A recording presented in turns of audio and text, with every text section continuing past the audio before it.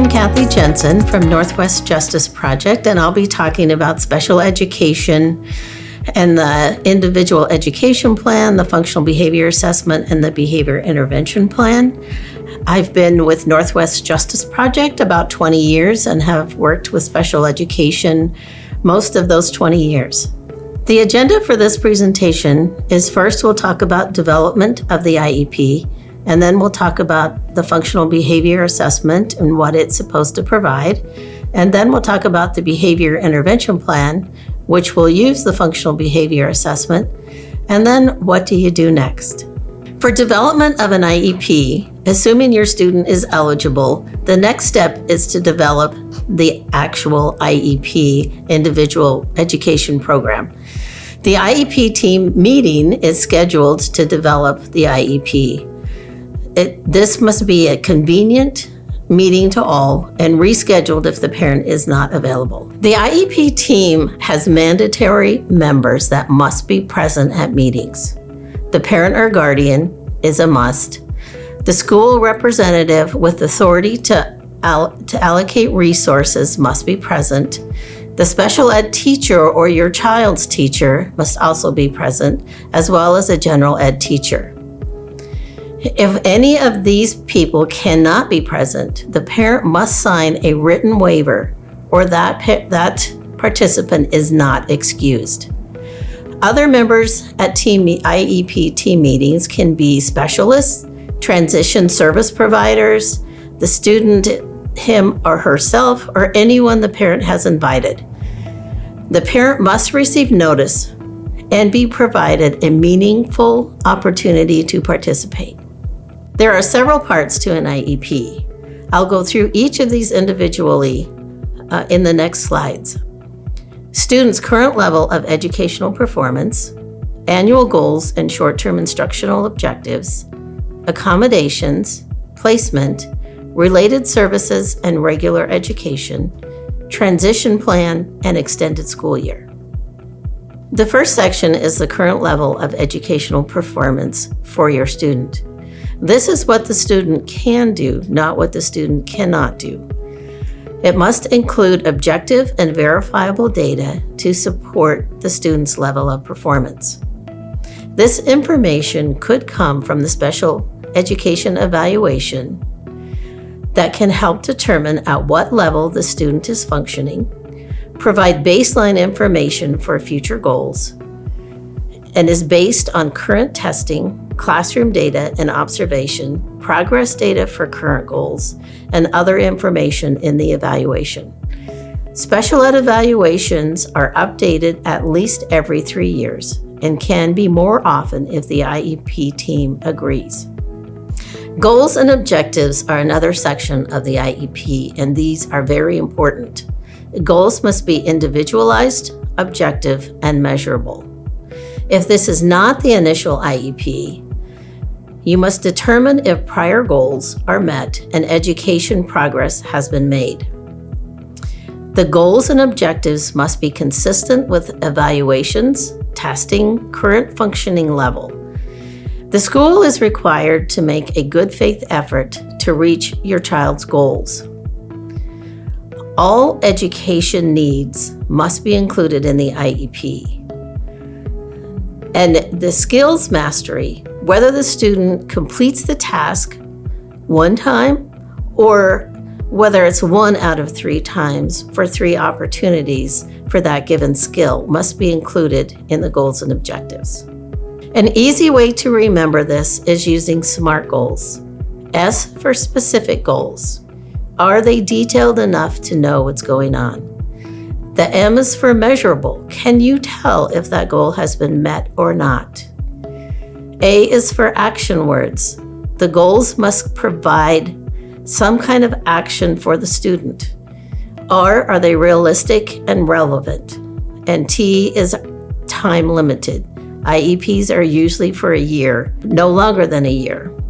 So while you're looking at the goals, ask yourself, how do I know if this goal is met? Do I understand what is being taught? Is there one or multiple tasks in each goal, in the goal? There should only be one task per goal. Push to make sure the goal is clear so that it does not include hard-to-define words like appropriate or consistent. The IEP also includes accommodations. These allow a student to complete the same assignment or test as other students, but can include a change in the timing, for example, or a change in the formatting so the student can understand it easier, or maybe in a different setting that is more quiet, or with a particular student to help your student be successful. Maybe the scheduling needs to be changed as far as when a class happens that meets your student's needs. Perhaps a different type of response is needed, such as oral or written. Or maybe the presentation of the material needs to be different. Accommodations are intended to reduce or eliminate the effects of the student's disability to help them be successful in school. Accommodations do not reduce learning expectations. Students with disabilities are expected to learn the same general concepts. Accommodations allow students to demonstrate knowledge and skills through a content area assessment and obtain valid scores.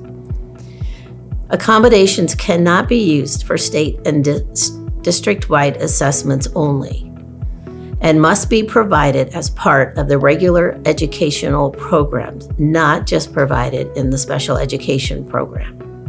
Placement is another important area of an IEP. This is where the program is available that meets the needs of your student's individual educational needs. It is not always where you, the parent or guardian, wants. It's an IEP team decision on placement for your student. Special education is a program, not a placement in a particular school, classroom, or teacher. Special education is where the program that best meets your students' needs in the least restrictive environment. Suspensions, expulsions can change placement of your student. Stay put is also an important part and often confusing for parents. If you find that you do not agree with your student's placement, you can file for a due process hearing, and then your student can stay in the current educational placement while the appeal is pending. This is not something you have to ask for if you file a due process appeal. It is automatic. The question comes in on what is the current educational placement. Some parents agree to a temporary placement pending filing and a due process appeal. If that happens, then most often the temporary placement is the current educational placement for stay put. If a school cannot keep your student in the same placement it had before, the student had before, it must be in a substantially and materially the same placement as the student's previous placement. The reasons a school may not keep a student in the same placement under stay put is if the school is closing, or if the school is consolidating, or if the school is eliminating the particular program the student is in. Again, as with an IEP, the stay put provision does not necessarily mean the same school, classroom, or teacher. It has to be the same or similar program. If the student is enrolling for the first time in school, then the stay put requires that the student be placed in the public school pending the IEP dispute process. Another part of the IEP is the related services and regular education. Related services are those that provide development, corrective, and support services, such as occupational therapy, physical therapy, speech therapy, medical services, transportation, counseling, applied behavior analysis therapy, assistive technology, music therapy, art therapy, after school or weekend services, interpretive services, and parent counseling and training. The IEP team determines how much time a student is in special education, in general education, and receives related services. Some of these related services can include accommodations that are needed to help students be successful. For related services and regular time spent in regular education, it is a team decision, and the school does not decide these unilaterally. Another part of the IEP is transition services. So this is the plan the student needs to move from school to post-school activities. It should start early, but no later than 16 years of age. This transition plan includes vocational goals, on-the-job training, interests of the student, and it must include the student in development of the plan. Another decision in the IEP is ESY, Extended School Year. For a student to be eligible for ESY, you look at the student's regression, which is loss of skills, or recoupment, which is a time to relearn. ESY services must be available as necessary to provide FAPE, a free appropriate public education. They are designed to maintain the student's skills during extended absences, such as winter break, spring break, summer break.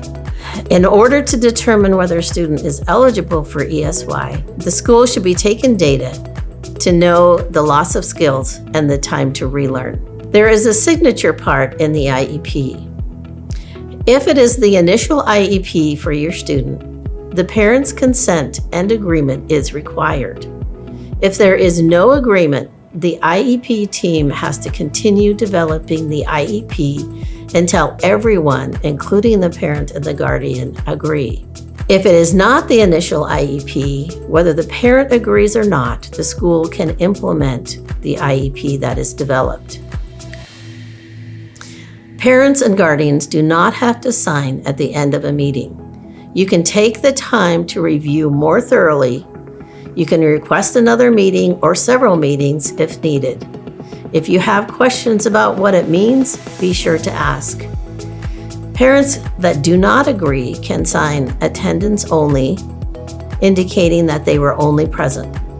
If you disagree with the IEP, don't sign or state above the signature that you disagree. You can also request a draft of the IEP prior to the meeting so that you have time to read it, process it, and develop your questions. Some students have challenging behaviors that impact their ability to be successful in school. If this is your student, then request a functional behavior assessment, commonly known as an FBA. The FBA is a process that defines the target behaviors. What is it the student's doing that impacts his success at school? Determines the environmental events and factors that contribute to challenging behaviors. Where is this happening? What's happening before? What's happening after? Identifies the antecedents and consequences that occur before and after the challenging behaviors. What is the student getting from these behaviors, and what are the consequences? Helps assist with developing hypotheses about the function or purpose of the challenging behaviors. Provides direction for developing appropriate and effective positive interventions. Identifies the strengths and preferences of the student. The FBA evaluates the function or the reason behaviors happen by asking who is involved when this behavior happens. Why does the behavior happen? When does it happen? What does the behavior look like? Where does it happen? How does it impact the student and others? The FBA should be based on behavior data from the school. It should not be based on what a teacher remembers happened. Could be behavior testing and special education evaluations that is relevant to the FBA. The FBA is preferably completed by a person with behavior knowledge and experience, such as a BCBA or a behavior specialist. Parent input is essential to ensure that the FBA is accurate. The FBA results in a written report that is reviewed by the IEP team, including the parent and guardian. Based on the FBA, a behavior intervention plan is developed. The plan is to help the student's behavior become less problematic at school. It will be based on the FBA, but also can be based on information in the special ed evaluation and school data. And the behavior intervention plan must be followed prior to any discipline of the student. The behavior plan is developed by the team, the IEP team, with parent input. The behavior intervention plan, also known as the BIP, should include positive behavior supports for your student, child-specific responses to low, moderate, and severe behaviors. It should not just be focused on bad behavior, but should reward good behavior and successes. Good plans have more than one strategy. The BIP can be continually reviewed to ensure greater success. So if your student is still struggling at school, the BIP should be reviewed and more supports provided to ensure your student's success. The BIP should also include supports to ensure attendance and participation. So if your student is a student that doesn't want to go to school or that doesn't stay in class, then the BIP is where you can provide supports to ensure that your student attends and participates. The IEP is reviewed annually. It can be reviewed more often if the school or the parent or guardian deems it necessary. If an IEP meeting is not held before the current IEP expires, then the current IEP stays in place pending the annual meeting. Your IEP does not go away if you do not meet by the date listed in the current IEP. You can also request collaboration meetings. So for example, if your student is really struggling, you can ask for weekly check-in meetings or monthly meetings or every other week check-in meetings to help make sure your student is receiving the supports he needs at school. If something isn't working, then keep meeting with the school. So then what? You have your IEP and your FBA and your BIP, but things still aren't working. You can file a citizen's complaint through the Office of Superintendent of Public Instruction. You can also request facilitation and/or mediation through Sound Options, and you can request a due process hearing. There are links here that you can access in the description below. You can also contact a special education attorney through Northwest Justice Project's Special Education Clinic at the number provided.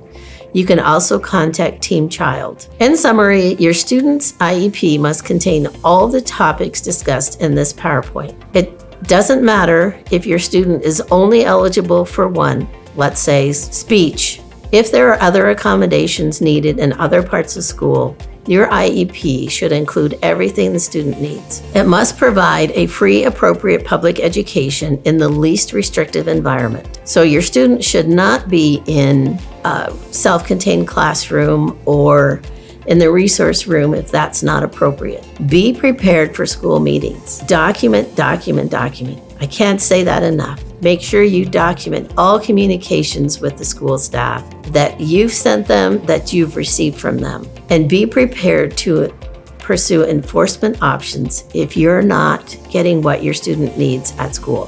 Thank you for listening to this presentation. I hope it was helpful, and good luck with your student.